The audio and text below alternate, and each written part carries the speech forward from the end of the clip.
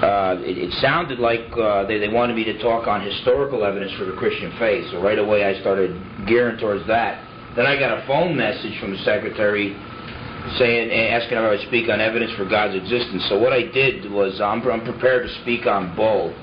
And I'd like to spend 40 or 50 minutes talking on evidence for God's existence, and then going to the other two handouts and just giving a brief overview of the reliability of the New Testament, but then dealing with evidence for Christ's resurrection and deity. So pretty much, if there's no objections, that's the course I'll kind of take.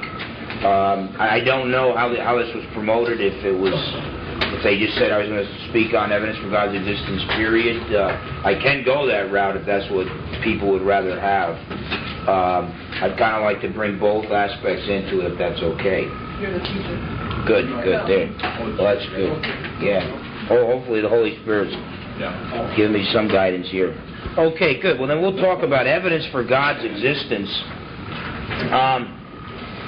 By the way, the Blue Book is totally devoted to this topic, evidence for God's existence.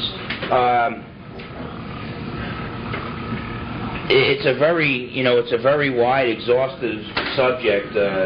Christian history is rich in the dialogue on presenting, evidence for God's existence. The Pink Book, on the other hand, only has one chapter that deals with it. But that one chapter is my argumentation for God's existence, the cumulative case for God, and that's what we'll close this message with today. The first what I want to do is talk about some traditional arguments for God's existence, some arguments that have been used throughout the ages. Not just Christians have argued for the existence of a personal God. Some of the Greek philosophers did. Also, some of the Muslim philosophers argued for the existence of a personal God. So what I wanted to do now is just look at some of these traditional arguments for God's existence. I personally don't put all my eggs in one basket. Some philosophers do. They'll take one argument and they'll try to prove God's existence just on that alone. Some of them do a pretty good job on that too.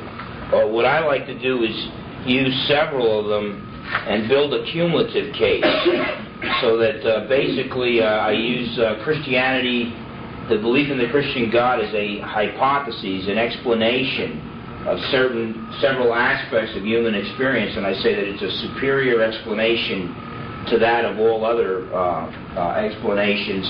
And I think it's a little easier for people to understand going that route rather than following strict rational premises. The first traditional argument for God's existence I like to talk about is called the cosmological argument. The cosmological argument, there's basically three different types of cosmological arguments, so I'm only going to touch on one of them. But there's a lot you can do with it. The thing that they all have in common is the cosmos aspect. Basically, we're arguing that either the universe itself needs a cause or some element in the universe needs a cause, and ultimately we have to arrive at a first cause, the uncaused cause. The type of cosmological argument I'd like to talk about is called the Kalam cosmological argument, and this was actually originated with Islamic philosophers, and they argued that time needs a beginning, and they used mathematical principles to prove that the universe had to have a beginning and all. Today, some of the St. Bonaventure, back during the time of Thomas Aquinas, he used this argumentation as well. Today, probably the two leading Christian proponents of the Kalam cosmological argument are J.P. Moreland and William Lane Craig. Brilliant thinkers today. Moreland's out of Talbot Theological Seminary in Southern California, and William Lane Craig now is doing some teaching there, but he actually lives in Georgia, and he lectures and debates for Campus Crusade for Christ.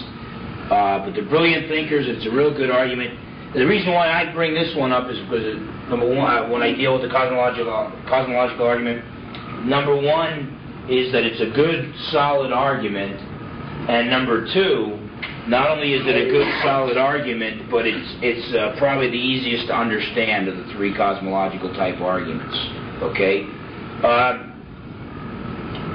First premise just basically says whatever has a beginning, by that I mean an absolute beginning, so that before that beginning that thing did not exist. Whatever has a beginning needs a cause. Number two, the universe had a beginning. Therefore, number three, the universe had a cause. Okay? Whatever has a beginning needs a cause. The universe had a beginning, therefore the universe had a cause. How do we defend that first premise? Whatever has a beginning needs a cause. We're talking about an absolute beginning, okay? Well, basically, it's impossible to cause your own existence, okay? Because in order for something to be self-caused, in order for something to cause its own existence, you would have to pre-exist your own existence in order to bring your own existence about. That's ludicrous. You can't pre-exist your own existence. Another way of looking at it would be, the question comes up, can nothing cause something? Okay? Whatever has a beginning needs a cause. The ancient philosophers, Aquinas himself, put it this way, non-being cannot cause being. And so from nothing, nothing comes. Basically, just think about nothing for a minute here. Just nothing is nothing. Okay?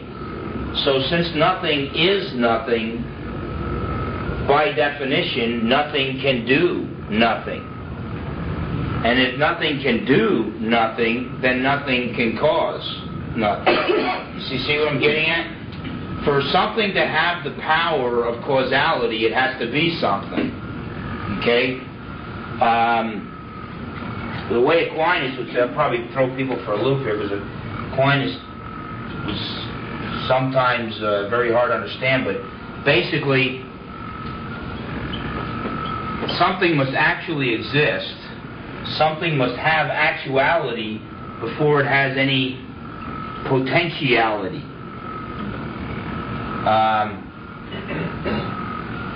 If something doesn't actually exist, then it doesn't have any potential at all. So just to have the potential, the ability to cause something, you have to actually exist. And nothing has no actuality, so nothing has no potentiality. Okay? So just remember, nothing is nothing, therefore nothing can do nothing, therefore nothing can cause nothing. So whatever has an absolute beginning must have a cause. Something else must have caused it to come into existence. That's premise number one. The only people who will reject that usually, and this is really weird, the only people who reject that usually, it takes about 12 years of sophisticated training, usually right now, today, in quantum physics, before somebody will reject that kind of premise. In other words, it's so illogical, you really have to be indoctrinated before you reject that. But there's some guys that are actually arguing that something can pop into existence without a cause, and that's a really ludicrous position to take. Very, very weak. Whatever the case, the second premise is more questionable. The universe had a beginning. How do we know that the universe had a beginning? There's some scientific evidence, strong scientific evidence from modern science for the beginning of the universe. And there's some philosophical evidence, which I think is even stronger, but it's often harder to follow. So let's look at the scientific evidence first. From science, there are two things that clearly point to the beginning of the universe. there's what's called the second law of thermodynamics. By the way, scientific laws hold much more weight. There's much more evidence for them than scientific theories or scientific models. So the laws are things that are recognized pretty much on a universal scale. The second law of thermodynamics, the first law of thermodynamics tells us that the amount of energy in the universe remains constant. There's no new energy popping into existence. There's no energy going out of existence, okay? I mean, the amount of energy in the universe remains constant, but the amount of usable energy is winding down, okay? So though the amount of energy remains the same, it changes forms, and as it changes forms, it is becoming less and less usable, okay? Kind of an application of the second law, if you will. What that tells us is that eventually, as we move forward in time, the amount of usable energy in the universe is running down, which means if you go backwards in time, you would eventually reach a point where all the energy in the universe was usable, and that would mark the start of the universe. But as we go forward in time, eventually the universe is going to die. It's going to wind down. If it's going to wind down, it had to be wound up, okay?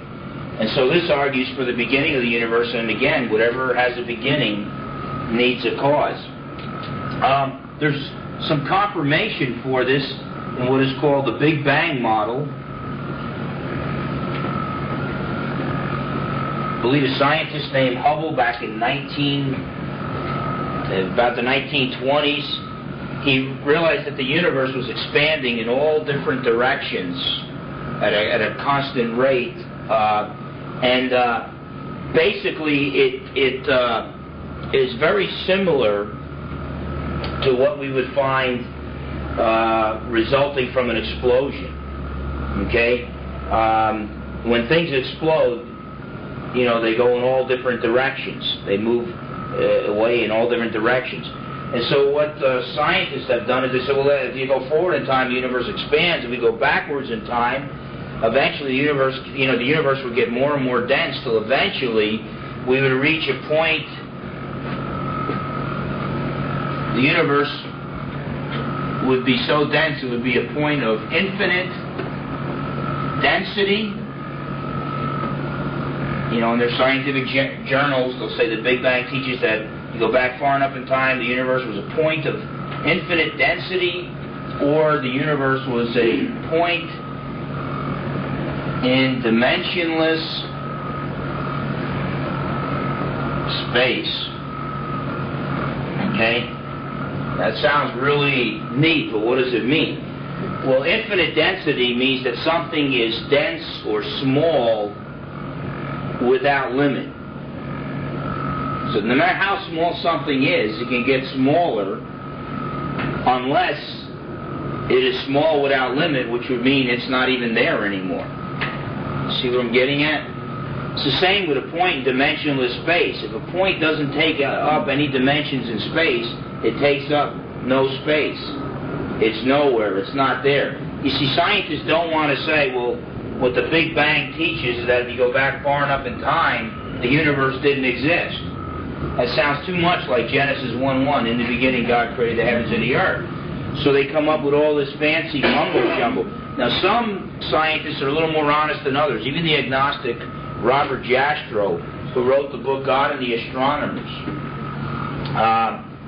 He works for NASA. He's the head of the Goddard Institute of Space Studies, one of the world's leading astronomers. But he ended that book, God and the Astronomers, even though he doesn't believe in God's existence.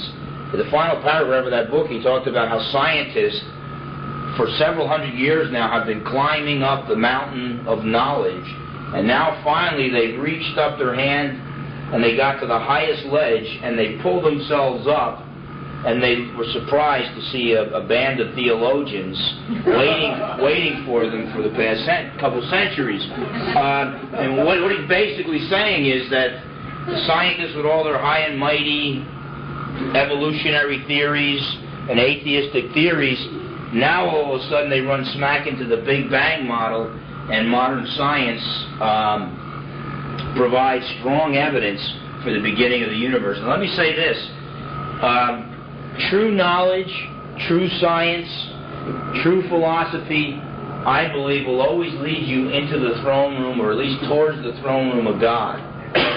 Most scientists, like most people, and most scientists are people, but most scientists, like most people, do not want to hang out in God's throne room, because, you know, I mean, if you're in God's throne room, you've got to bow before God.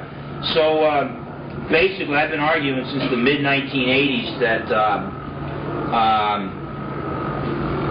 modern science is going to begin to, instead of look for truth and look for evidence, if they don't like where it's pointing, they're going to basically start going in the other direction. And in other words, if reason, if rational evidences lead you towards God, then I think scientists are going to start drawing irrational conclusions. Basically, I believe modern science is going to go New Age, and it's going to be more like, have more in common with Hinduism. C.S. Lewis was saying this back in the 1940s. I didn't say anything profound in the 80s. C.S. Lewis was saying this in the 1940s, that science has a lot in common with superstition, with magic, because both attempt not just to find out about nature, but they're attempts of some human beings, an elite few, to dominate and control nature. And so Lewis was predicting that science would become more like magic in the last days. It would be a means to control the masses. And if you want to control nature, man is part of nature, and eventually science is going to be used to control man as well. So, and by the way, in quantum physics, that's science that deals with the physical universe below the atomic level.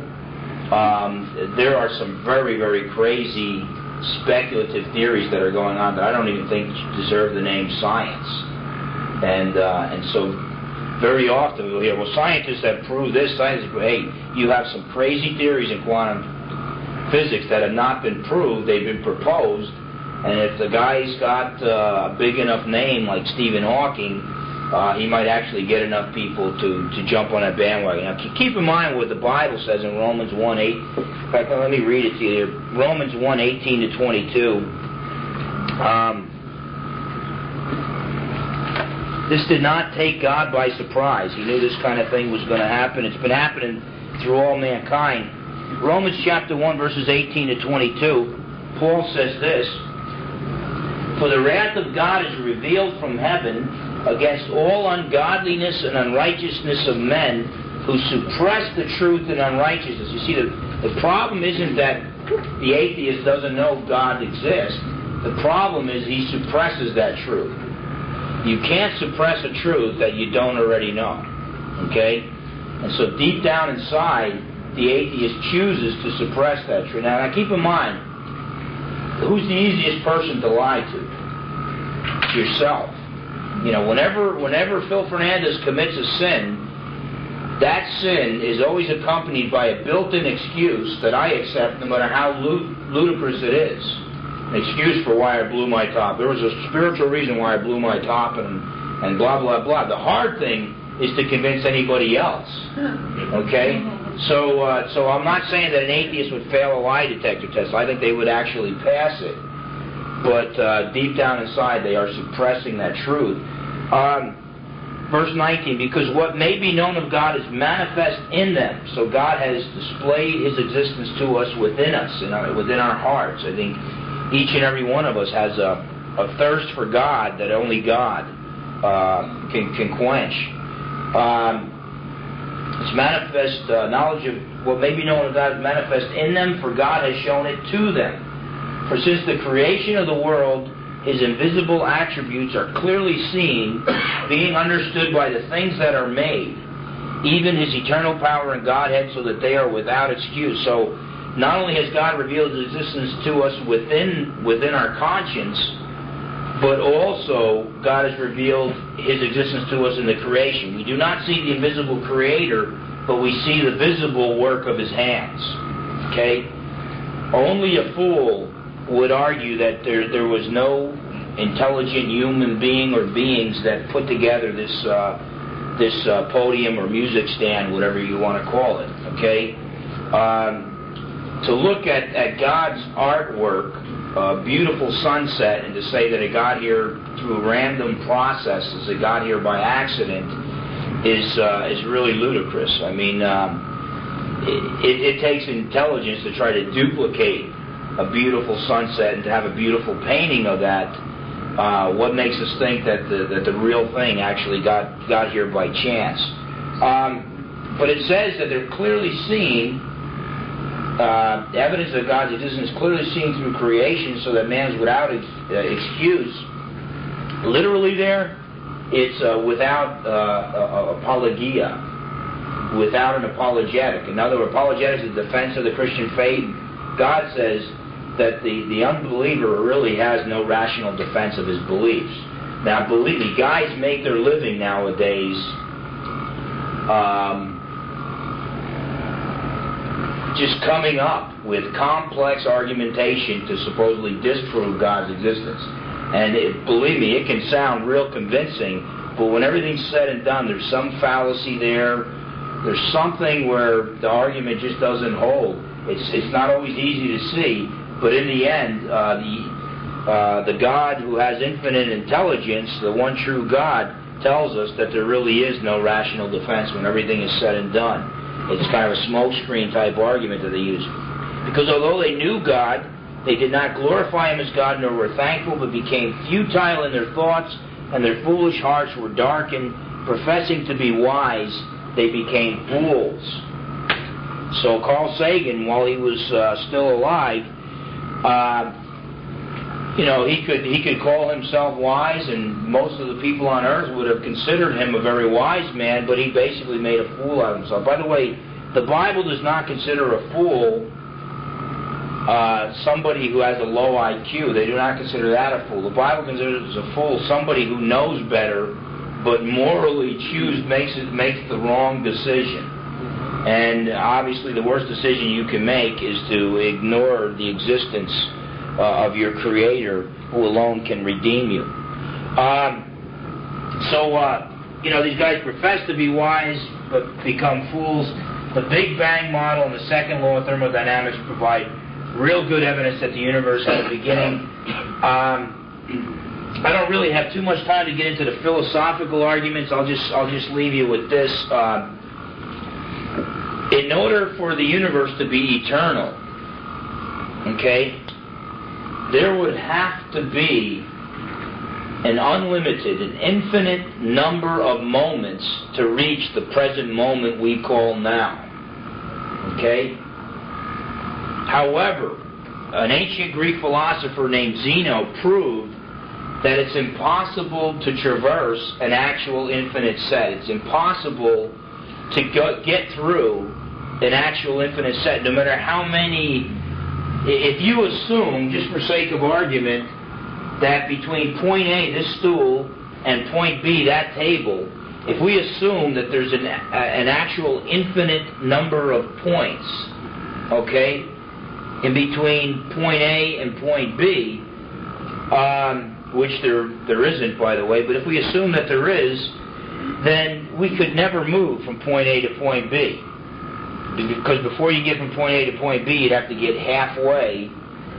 And before you can get to the halfway point, you'd have to get halfway to the halfway point. Before you can get there, you'd have to get halfway to the halfway point. And movement would never actually start. Now, Zeno drew some really weird conclusions from that because he was out to lunch. He didn't understand the difference. He didn't understand the difference between the actual realm and the potential realm. Aristotle refuted him, and later on Aquinas, who followed Aristotle's line of reasoning. But basically what I'm getting at is, no matter how many moments you cross, if there's an infinite number of moments, you're no closer to the final destination. So if the universe did not have a beginning, there's an infinite number of moments in the past before you reach the present moment now. Well, guess what? We would have never reached the present moment now. Because we reached the present moment now, that tells us there had to be a first moment. By the way, this doesn't destroy in any way the eternality of God. God created time. When God created whatever it was, the first thing that He created, that's when time began. That's when you can start a clock. God basically exists outside of time, but He can act in time. Okay? And there's some Christian philosophers that are trying to reject that, and I don't know why. I agree with Augustine and Aquinas and the Christian Church for the past 2,000 years, and that if these guys want to put God in everlasting time, Zeno's paradoxes will resurface. And basically that you wouldn't be able to reach the moment of creation, let alone the moment of the moment we call now. Augustine argued that basically there was no time before time began, is the way he put it. And God created time when He created the first changing beings. And God alone is unchanging. And so basically, because we reached the moment now, we know there had to be a first moment. And so the universe is not eternal. It had to have a beginning. We already argued whatever has a beginning needs a cause. Therefore, the universe had to have a cause. Now, what do we say? Well, if the universe has a cause, maybe the cause of the universe has a cause. And maybe that cause has a cause, and it goes back infinitely. You can't, because in order to get to the present cause, you'd have to start at a first cause. So there's no escaping this. You've got to have a first cause, a first ultimate cause of the universe. Okay? The thing is that first cause seems to be real abstract. How do we know it's the personal God of the Bible? Well, that's why I use a cumulative case argument, because you can go from the cosmological argument, which argues for an eternal first cause of the universe. You can then go to the moral argument and then what is called the teleological argument or the design argument, and show that this first cause must be a moral being and must be an intelligent being. Okay? How do we know that the first cause of the universe must be a moral being? Well, even the atheists who often deny, by the way, if you get God, you get moral laws with Him. Okay? If you don't have moral laws, it basically comes in a package. If God exists, moral laws are there. If moral laws exist, God's got to exist. That's why most atheists deny moral values. Some people reject God because they don't want moral standards. Other people reject moral standards because they don't want God. Okay? So it's irrelevant which direction they're going in. It's a package deal. If God exists, the personal God of the Bible exists, there's going to be moral values. But basically, even the atheist who denies the existence of moral laws, it's like Francis Schaeffer said, you can deny Christianity, you still got to live in the Christian universe. Reason being, you don't have any choice. It's the only universe God created. Okay? So, you can deny God, but you got to live in God's creation. Okay? Francis Schaeffer, the illustration he gave, he was talking with some students at a dorm in England, and one of the students was a Hindu. And Francis Schaeffer showed him, well, if God is impersonal, if God's an impersonal force, which is what Hinduism teaches, then ultimately there's no distinction between cruelty and non-cruelty. There's no distinction between right and wrong, and so basically there are no moral values. Well, the Hindu, to be consistent with his worldview, admitted, yeah, there's no distinction between cruelty and non-cruelty. Okay? Just at that point, the water began to boil for tea. So one of the other students grabbed the hot boiling water, pulled up a chair next to the Hindu student, stood on the chair, and held the pot of boiling water over the head of the Hindu student. The Hindu student looked up and asked the inevitable question, You know, what are you doing? And the guy responded, there's no distinction between cruelty and non-cruelty. Now the Hindu couldn't respond to that. There was no way to refute it. He wasn't going to reject his Hinduism. So Francis Schaeffer, in the literary style that he had, said that the Hindu student walked out into the dark night, you know, walked off into the darkness, which has as much spiritual connotations as just, you know, reporting of what occurred there. But basically, the atheist, you know, if I was debating an atheist today, most likely 99 out of 100 atheists will deny the existence of moral values, of absolute, universal, unchanging moral values, a standard of moral laws that stand above all men, all women, at all times, all places, okay? They reject that in this room. Then if they walk outside this room, somebody walks up behind him and pops him. Yeah, it pops him in the back of the head. He's gonna argue that he was wrong. Okay. How many times you hear people, there's no such thing as right and wrong, therefore you're wrong, to try to outlaw abortion. Okay, no such thing as right and wrong, but Christians are always wrong for trying to cram their morality down other people's throats.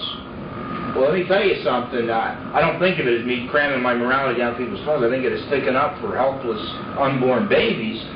But the fact of the matter is, I'm being consistent with my worldview when I stand up for the unborn baby's rights, because I believe there are moral values.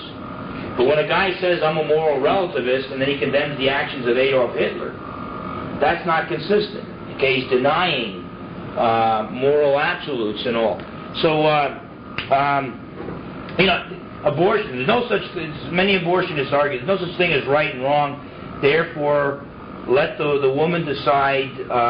We should not outlaw abortion, and then an abortion doctor gets killed, which I do not back that at all. I'm pro-life. I don't think we ought to go around starting our own wars or whatever.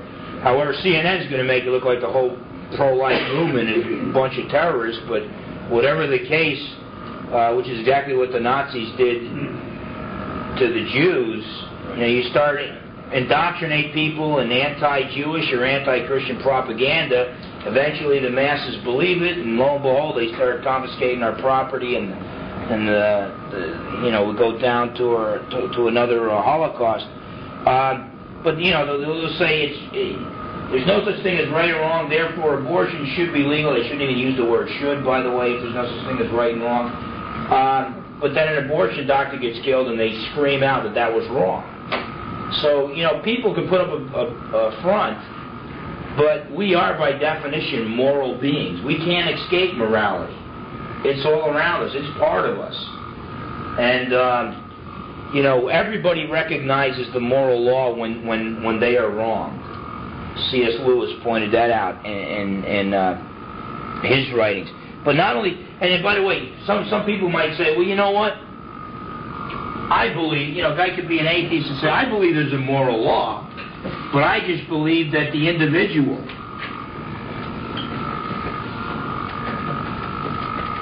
is the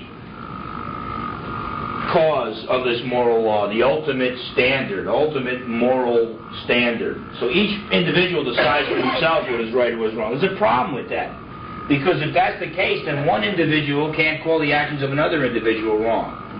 You can't condemn the actions of Adolf Hitler. Guess what? Everybody, even non-Christians, want to condemn the actions of Adolf Hitler. So some people say, okay, it's not the individual, the society is that which invents the moral law. Problem with that, then. If the society is the ultimate court in realms of morality, then one society cannot call the actions of another society wrong. And so America can't call the actions of Nazi Germany wrong. But everybody wants to call the actions of Nazi Germany wrong. So it's got to go higher than society. So now everybody's talking world consensus. Whatever that is. I mean, world consensus, you know, it's like every time they say, well, world consensus is this, they never ask me. So, you know, am I part of the world or what, you know? But so there's no one, you know, giant voting booth where we really get a world consensus. But even if there was, we could say, well, it appears that, thousands of years ago, the world consensus appeared to be that the world was flat. Okay? World consensus at one time was that a woman was the property of her husband. World consensus at one time was that slavery was perfectly acceptable. Okay? So, if world consensus was wrong in the past, what makes us think that it's going to be this ultimate, infallible standard of what is right today? Okay? Another thing is atheists, they might claim world consensus is where we get our moral values from, yet they're always leading marches for world progress because they think that the way the world was yesterday and the way it is today is wrong. We need to improve it tomorrow. So they're actually fighting against world consensus. The key there is, the problem is, you just keep adding individuals quantitatively, and that doesn't really explain what the moral law, our moral experience is all about. We need a moral law qualitatively above all mankind. Okay?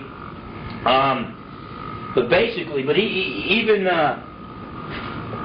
even when the atheist tries to improve the world and stuff like that, and say, well, look, just think about the dark ages in the past, and this and that, blah, blah, blah, and all the problems we had, and we need to improve things. What is the atheist admitting to? Not only is he admitting to a standard that is above world consensus, but it's an eternal, unchanging standard so that he can judge the world of yesterday and say it was wrong when it permitted and accepted and tolerated slavery. Okay? So basically, you need a moral law that is above all individuals, above all societies, above any world consensus, and is eternal. It's above time. It's eternal and unchanging. Now, the thing is about this moral law is that it's prescriptive. It's not a descriptive law.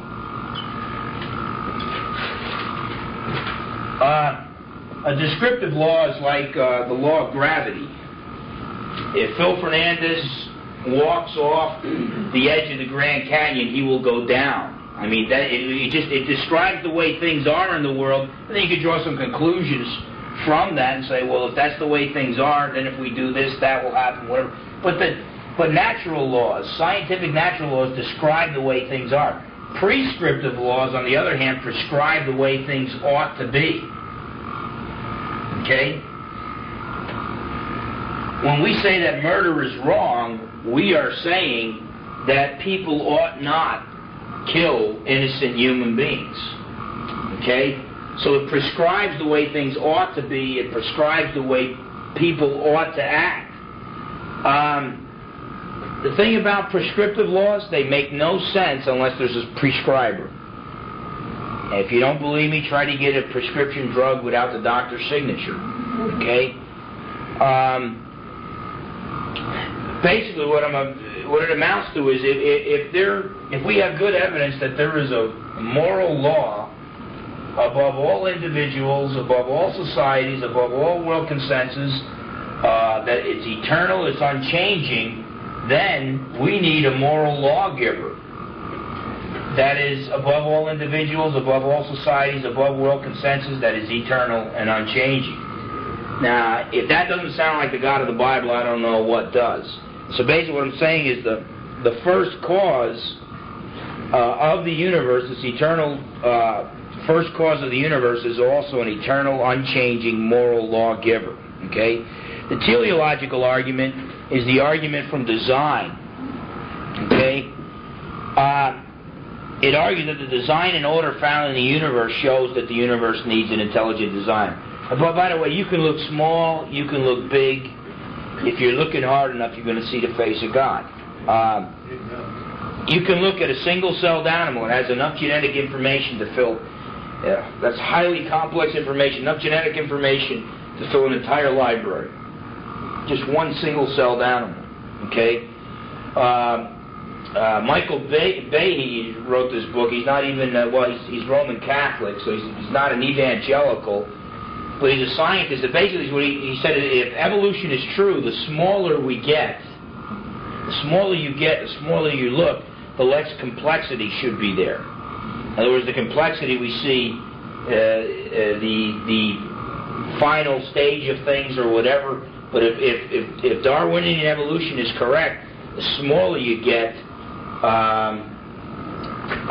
things should be less complex, should be very simple. But what he says, you get that as small as we can possibly look, and everything shows intelligent design and machinery well put together and for a purpose.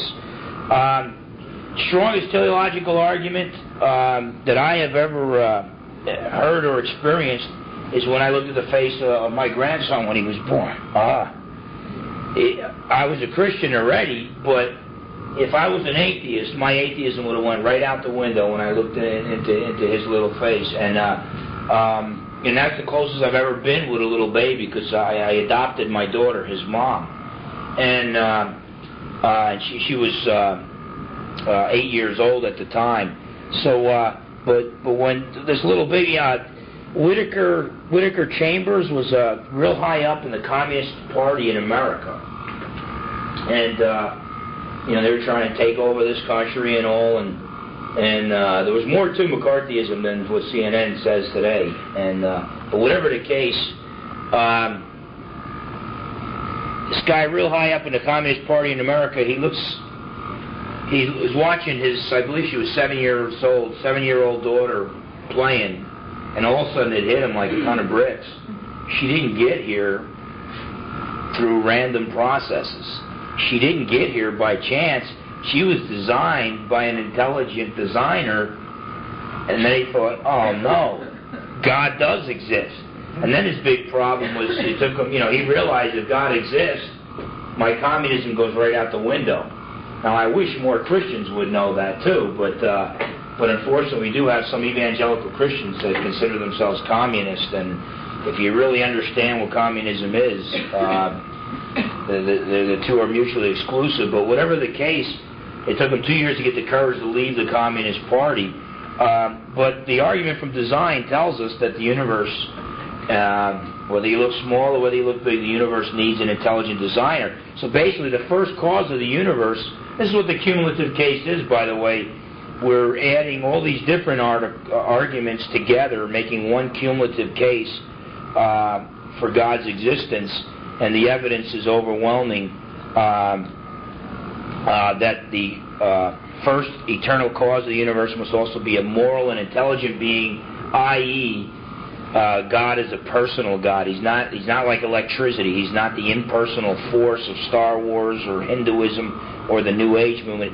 He's a personal God that loves us, a personal God that has gone way out of his way to redeem us, but a personal God that gives us moral commands. I mean, the God of the New Age movement, if you can look in the mirror and call yourself God, then you can decide what's right and what's wrong. It's a very convenient God. Freud tried to say that Christians invented God by their own wishful thinking. R.C. Sproul pointed out, if we invented God by our own wishful thinking, it would not be the God of the Bible, because nobody would wish for the God of the Bible. The crazy thing is he is so just and so awesome, and we are so afraid of him. But the fear of the Lord is the beginning of knowledge. But then once you turn things over to him and you get to know him, then perfect love casts out all fear, and we bow before his throne, we bow before his feet because we desire to, and that's where our greatest joy is. But when you first meet him, you take your shoes off because you're standing on holy ground. When you first meet him and you realize the awesomeness of this God, you say what Peter said to Jesus, get away from me, Lord, for I'm a sinful man. Because, God's holiness just shines the light on your sinfulness, and no one would invent, no one would invent the God of the Bible. The false gods, it's kind of like God created man in his image, and ever since then, man has been creating God in his own image. We always like to invent our own false gods that, lo and behold, look just like us. And religious experience, that argument just basically argues that all men sense a need for God, and It's more than a desire; it's an actual need. Even many atheists admit that man needs God, but they just don't think He exists. You could die of starvation, you can die of thirst, but water and food does exist. You just might not find it. And so whatever man needs does seem to exist. Therefore, God exists whether man finds Him or not. Absurdity of life without God. If God does not exist, then life is without meaning. Morality is not ultimately real. There's no life after death. No punishments, no rewards, no ultimate defeat of evil. Basically, if God does not exist, then it would make no difference a million years from now whether you live your life like Mother Teresa or if you live your life like Adolf Hitler. All the people, you will have ceased to exist. All the people you ever influenced will have ceased to exist. It would make no difference whatsoever. Life is so absurd without God that when a guy's on his deathbed, he doesn't call for his favorite atheist. He calls for a preacher or a priest. Okay? What kind of meaning would life ultimately have if I said, yeah, work real hard, stand up for what you think is right, but whatever you work for, 70 years from now, you're going to die and cease to exist. Okay? See, when your pastor on Sundays passionately preaches the Word of God, he is being totally consistent with his belief system. Because our God is a God of hope and a God of comfort.